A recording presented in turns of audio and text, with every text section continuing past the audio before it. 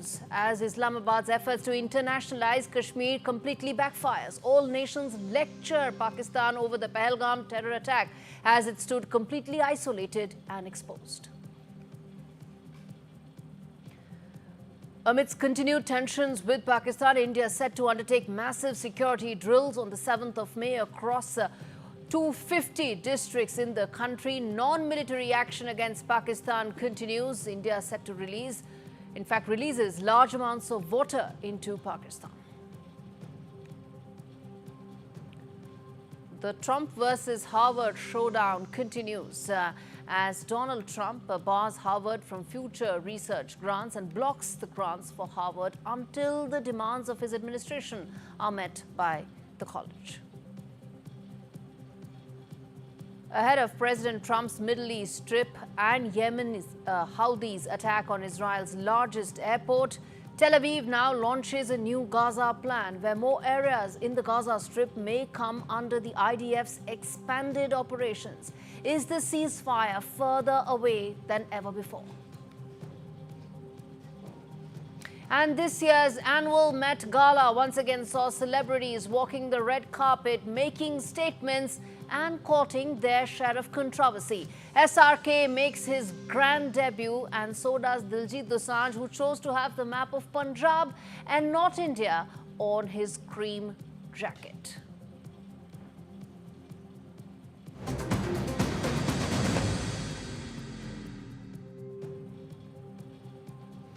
Big story on India Global this Tuesday, viewers. The mask has slipped and the world is watching, and it's not buying Pakistan's denials. At a closed-door meeting, the United Nations Security Council has slammed Islamabad over its alleged role in last month's horrific Pahalgam terror attack that claimed 26 innocent lives, 25 tourists, one local gunned down in cold blood. The name Lashkar-e-Taiba echoes again and again, and this time in global condemnation. Pakistan's efforts to paint it as a false flag operation were flatly rejected, not just by India but by the world. UNSC members raised alarm over Pakistan's dangerous nuclear rhetoric and recent missile tests, calling them nothing but an act of provocation. Before we go any further, listen into what the UN Secretary General Antonio Guterres had to say. We come back and talk more about what is the next steps for New Delhi as Pakistan's lies stand exposed.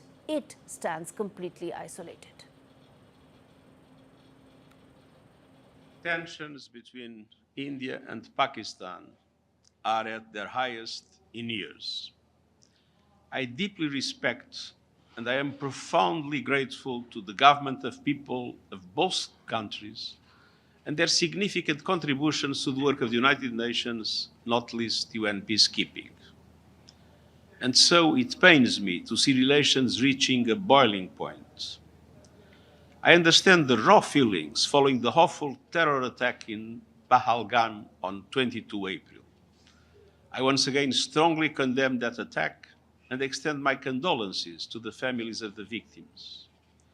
Targeting civilians is unacceptable, and those responsible must be brought to justice through credible lawful means. It is also essential, especially at this critical hour, to avoid a military confrontation that could easily spin out of control. Now is the time for maximum restraint and stepping back from the brink. India has to stand against terrorism there as well. We'll do everything we can in the U.S. to support those efforts, and I think that's all part of this relationship as it develops. The Trump administration clearly understands the importance of that relationship and clearly understands the importance of the threat of terrorism. And so I think if that threat is increased, I think you'll see the administration, my belief is that they will focus more energy and resources and time to help assist with that. That's certainly our hope. So. Pakistan's doublespeak, its sheltering of terror has been completely exposed by India, by the world, at the UNSC. To talk more about what's the larger ramifications from here on and India's successful diplomatic maneuvers, Ruchira Kamboj, India's former permanent representative to the United Nations, joins me live to talk more about this and unpack this pivotal development. Ms. Kamboj, thank you so much, ma'am, for joining me to talk more about this. Let me start first by asking you in terms of how do you read the failed attempt by Pakistan to try and turn this into a successful PR stunt at the UNSC? Well, thank you, Gauri, and greetings to your viewers.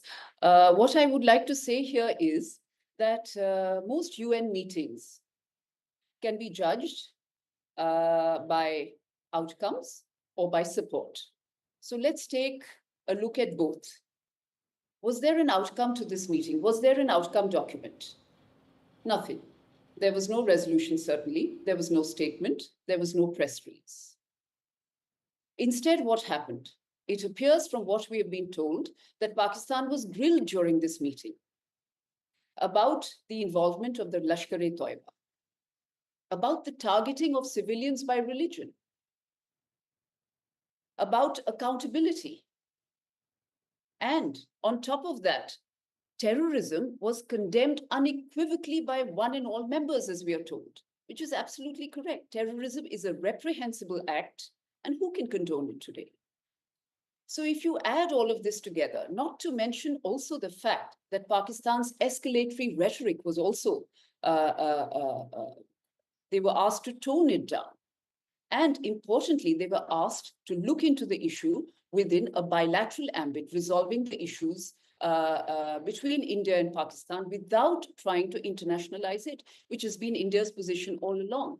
So if you take all of this together, you will see that it was certainly no victory for Pakistan. Then let's look at support. From what we are told again, after the meeting was held, the Pakistan PR was isolated at the press takeout point just outside the UN Security Council. Now that is very important. I myself remember standing next to PRs when they were pushing or pressing forward with a particular cause that was important to them. And that is very strong symbolic support. But nobody was there, as we are told. So there was no support. Pakistan was isolated. So if you look at the outcome, nothing at all. If you look at support, there was none whatsoever. Indeed, there was no support. But Pakistan's repeated failure to gain traction in the UNSC, it reflects the world's recognition, doesn't it, ma'am, that terrorism, proxy warfare emanates from Pakistan? Yeah, I think, Gauri, the answer to this question is in your question itself. And I think Pakistan's track record is known to one and all. It's not a mystery to anyone, including at the United Nations. I myself was at the United Nations for those 2 years, and I do recall that they used each and every opportunity to raise the Kashmir issue. In fact, so much so that it had almost become a standing joke amongst delegates. And they were very isolated on this issue. Their rhetoric was always very, very abrasive, very aggressive, and it had nothing to do whatsoever with the issue that was being discussed. So I think repeatedly raising this issue speaks of a certain desperation to me. Performative, theatrical for audiences back home. And repeatedly bringing up an issue, raking an issue without any facts, without any fresh facts, without any frameworks, in fact, I feel is counterproductive. Even those few friends or sympathizers or supporters who might wish to believe in you or support you, even they would get isolated. So I think their track record, which is pretty much miserable, speaks for itself. And while we are talking about this, let's not forget, Osama bin Laden, after all those denials, where was he? Where was he found? In Pakistan. Need I say no? Need I say more? Absolutely. No one needs to say this, most certainly not India. But ma'am, how do you view Pakistan's failed efforts at trying to shape perceptions by exploiting its non-permanent membership to the Council? That's what it's trying to do right now. Well, to be very honest, Pakistan is a member, a non-permanent member of the UNSC, and their term has just begun, don't forget. So they have at least 1.5 years more to go. So what you saw very recently, please expect more of the same. There will be more such meetings. There will be more such attempts. And as their presidency approaches, certainly you can expect much more of this. So I'm not surprised, and I think nobody else should be. After all, they have to answer to their audiences back home. And the UN, apart from the various things that it does, is also a theater. It's a venue for countries to reach out to various constituencies, including the constituency back home. So I think we should expect more of this in the course of this non-permanent non-permanent tenure of theirs at the United Nations Security Council. And India's diplomatic overtures and efforts that have seen all major countries backing it, how do you see the call by President Putin that came to Prime Minister Modi just ahead of the UNSC meeting, really setting the stage really and showing how the world is completely behind India? Well, as I've already said, I think India's standing is strong. It speaks for itself. I remember my UN days. We were always regarded as a moderate voice, a voice of reason, and importantly, a voice of principle, a very honest broker, a country that spoke not just for itself, but for other countries as well, particularly countries of the global south. And that is India's standing and reputation. As far as the support of member states to India is concerned, I'm not surprised. We have strong and solid relations with almost all countries, and the Prime Minister's own personal rapport, which mind you is very important, his own personal rapport with most world leaders plays a very important role in this regard. So why just President Putin?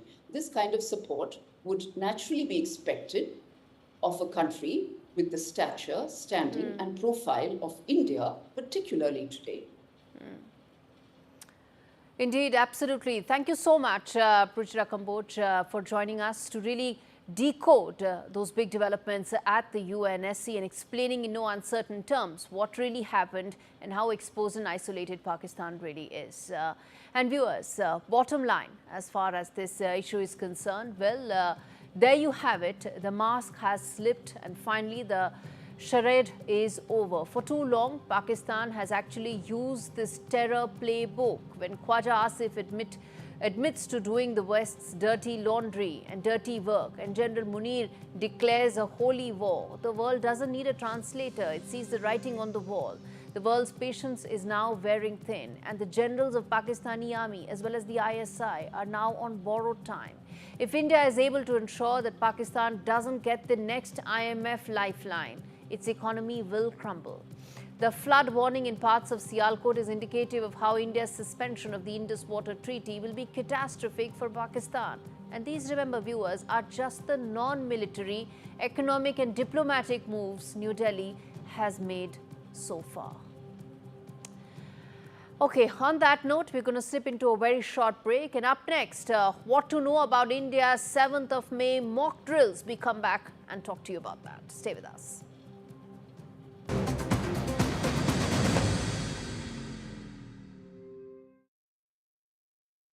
Don't miss Sharp's half-price spring savings. Get Sharp's bespoke fitted furniture for every room, from living spaces to home offices and bedrooms. Many ranges are now half price, including our must-have Manhattan range. Our exclusive Space Plus system means we won't be beaten on space. Plus, you get our 15-year guarantee for total peace of mind. Refresh your home with Sharps this spring. Book your free home design visit today at sharps.co.uk. What are you so happy about? I've just made a claim. We could be owed thousands. My claim group? Yeah, the cars we bought on finance, well, the lenders could have charged hidden commissions. It's dead simple to claim. Hey, I had 2 cars before we met. Go to My Claim Group. You could be owed thousands in hidden commissions from cars you bought on finance since 2007, even if you can't remember the details. Done. Simple, eh? Go to My Claim Group now. Claims made simple. Discover the finest quality made-to-measure blinds, shutters and curtains at Blinds Direct. A huge selection of beautiful window dressings to suit every room. Handmade here in the UK with a 5-year guarantee for your peace of mind. Order your free samples today and choose your perfect design. Exclusively online, delivered direct to your door. Shop now for 30% off selected products at Blinds Direct. Create your dream home with blindsdirect.co.uk. When I woke up, they said, "Alyssa, you've got leukemia." We found out that the chemo wasn't working. Cancer is still the biggest killer of children in the UK, but innovative new treatments could help beat cancer for more children like Alyssa. I'm cancer-free now. Text, call or search to give £3 a month and help build a new children's cancer centre at Great Ormond Street Hospital. So together we can save more lives. Some people think life slows down in your 50s, but I've got a few rounds left to go. And I don't want my lot to have to worry about funeral costs. Let them spend their money on nicer things. So I decided to learn more about over 50s life insurance from Cover Today. Cover Today are the only over 50s life insurer with no waiting period, unlike other insurers who could make you wait up to 2 years for full cover. With Cover Today, you're fully covered from day one, and you're covered for the whole of your life. Plus, unlike other things in life, the price never goes up. Go online or talk to their friendly UK team in just one phone call. Cover Today are the only over 50s life insurer with no waiting period and no annoying trips to the doctors either. Plus, you get your choice of a £125 gift card. Now I'm with Cover Today, I can get on with something much more interesting. To find out more about Cover Today, call our friendly UK team on 0800 380 0060 or visit covertoday.co.uk.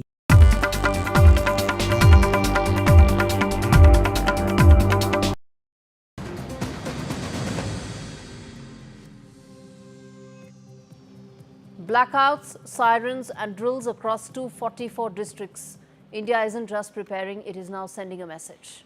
In the aftermath of the Pahalgam massacre, the government has activated the civil defense protocols, not in panic but on purpose and in purpose. While Pakistan shelters terrorists like Lashkar-e-Taiba, peddles false narratives at the UN, India is preparing its people on the ground, in the classrooms and in cities. Mock drills in Delhi, blackouts in Punjab, evacuation plans in place in Srinagar. The world may be watching, but India is ready. Ready to protect, ready to respond, and ready to call out the enemy by name and act if necessary. Now, what is set to happen tomorrow? What is the exercise aiming to achieve? What are the citizens expected to do?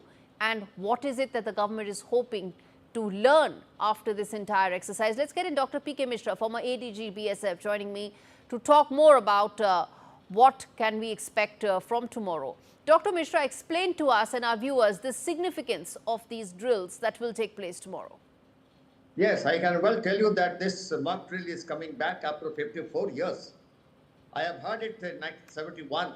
In fact, when I was there at Jessore as a Mukti Bahini, I was a fighter for our country.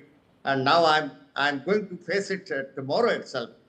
Nice of it that the government has decided to inform the civilians how to protect our civilians, in what way we can protect, not only in the border areas where Pakistan may hit, but where the air raid can happen inside the country. We have to give the knowledge to our civilians how to react, how to save themselves, how to save the juniors, how to save the ladies, how to save the students. And this is how the mock drill practice was already, it was going on in Srinagar border areas for last several days. But now it has been decided for in 244 districts tomorrow, the mock drill will be there by about 1600 hours, because the air siren will be blown only when the air raid will be there. And we do not know the target. Yes. We do not know where the air raid will be there. But Yes. we have to prepare ourselves. Absolutely. For that, our NCC, our SDRF, our NDRF, our NSS, our village volunteer force. Everybody needs to be ready, teachers, prepared.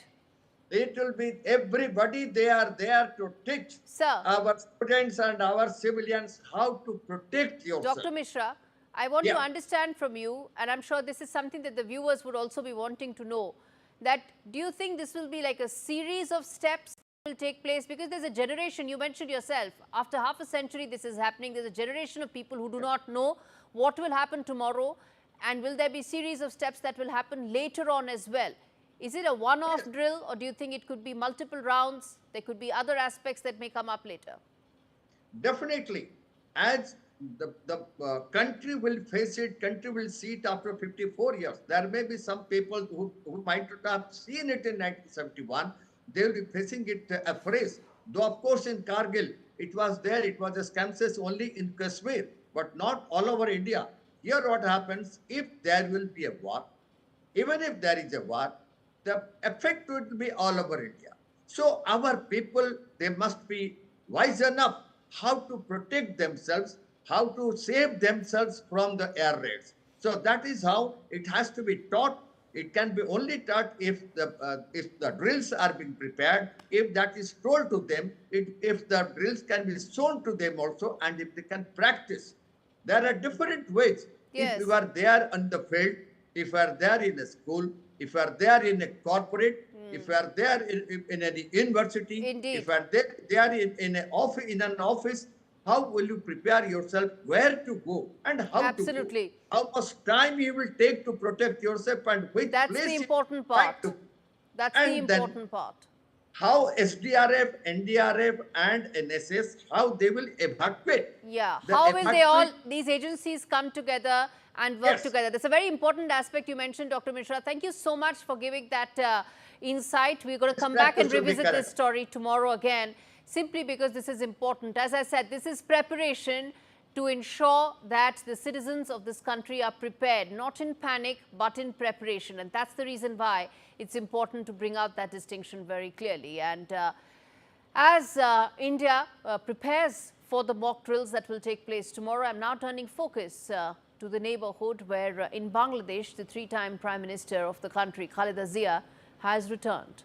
She has returned to Dhaka, and her party, known to have had a long history of association with Islamist ideology, Zia and her party has also, interestingly, viewers, run out of patience with interim advisor Muhammad Yunus. Zia has sought accountability about the roadmap towards democratic transition, or the lack of it, for Bangladesh. 9 months since Sheikh Hasina's ouster, Nobel laureate Muhammad Yunus, once a global symbol of microfinance and morality, is now leading an interim government that is, well, some would say long on rhetoric and short on results. Elections were promised, dates were floated, but democracy cannot be deferred like debt repayment. The clock is ticking, Bangladesh is watching.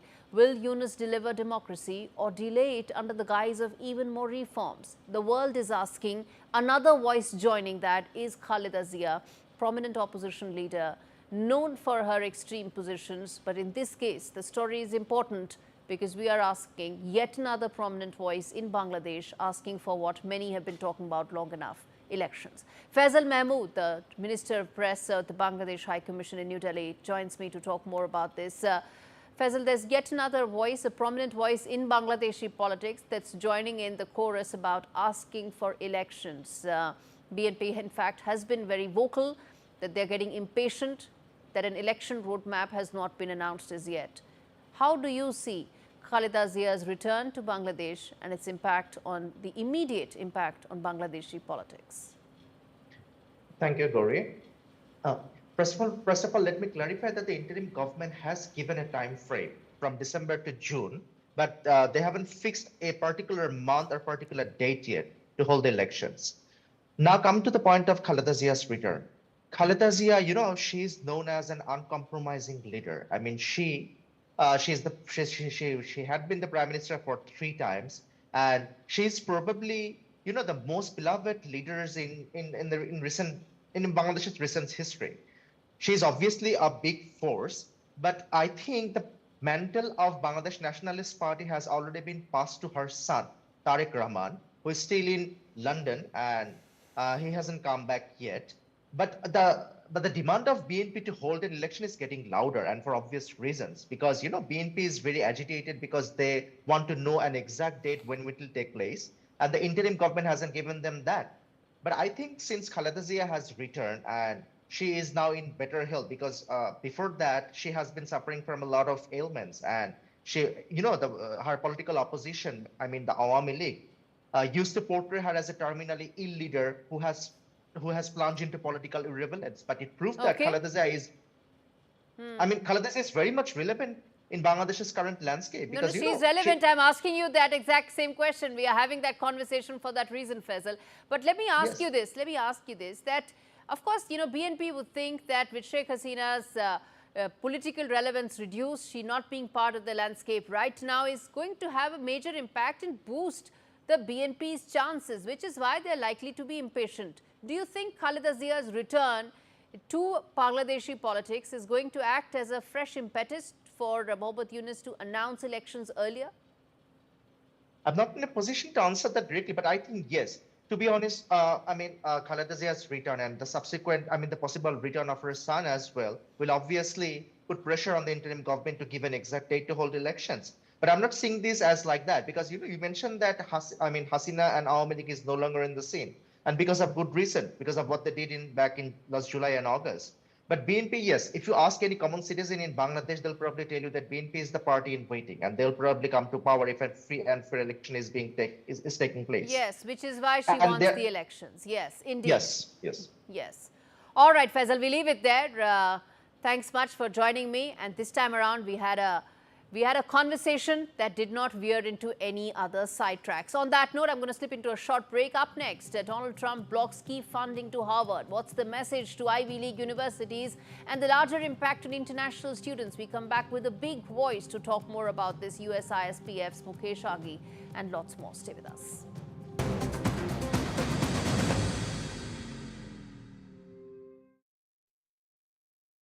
As a dad, I know life's unpredictable. It's all fun and games until it's not. You okay? I want my kids to always be looked after. That's why I'm not putting things off anymore and protecting the life we've built by calling Smart Insurance. Hi, how can I help? Hi, like a quick quote, please. Okay, you can choose a benefit amount up to £750,000 depending on your age. Brilliant. If you're a UK resident aged 18 to 64, you can apply with just a few health and lifestyle questions. For £250,000 of cover, the price starts at just £14.77 a month. That's less than I thought, and could help my wife pay off the mortgage. With our Smart Family Guarantee, you'll have peace of mind. That's good to know. You'll also receive a 100% advance in the event of terminal illness and 10% cashback on your first year's premiums. That's the Smart Cashback. Plus, you get your choice of a £125 gift card. Protect the life you've built the smart way. To get a free life insurance quote today, call our specialist UK team on 0800 977 6797 or visit smartinsurance.co.uk. We know that living with diabetes can make daily life a challenge, and we're here to help. I felt very low with the diagnosis and very lonely as well and embarrassed.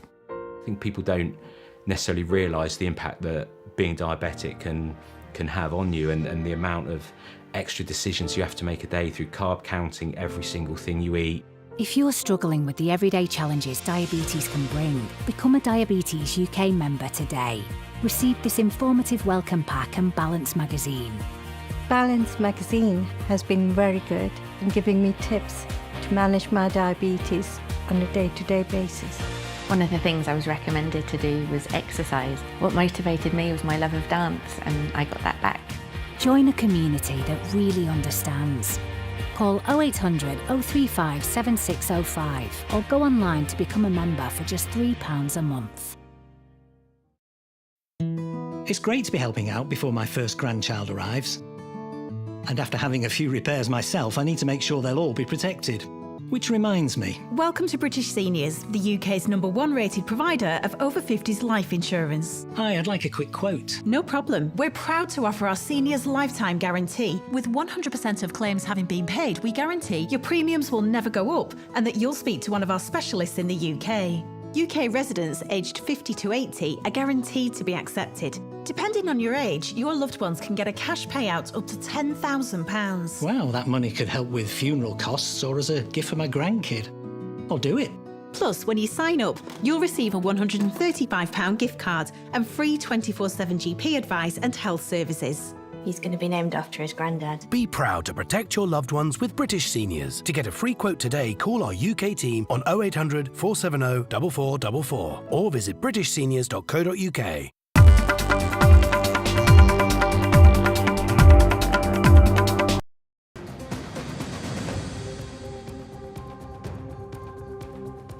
Ivory towers are under fire in the US as the battle between Harvard and Donald Trump explodes into a full-blown standoff. The world's richest university faces a funding freeze, federal fury, and a president demanding total control. Is this about accountability or academic intimidation? This report tells you more. Tensions between the Trump administration and Harvard University have reached new heights as the federal government continues its clampdown on the richest university in the world. In the latest round of the Trump versus Harvard fight, the US Department of Education has announced that the institution would not be eligible for any new federal grants. Continuing with its defiant tone, Harvard has said that it will continue to defend against illegal government overreach aimed at stifling research and innovation. Some of the key things that the Trump administration wants from Harvard are elimination of diversity programs and overhauling of the university's governance structure. These demands have been rejected by the Ivy League institution.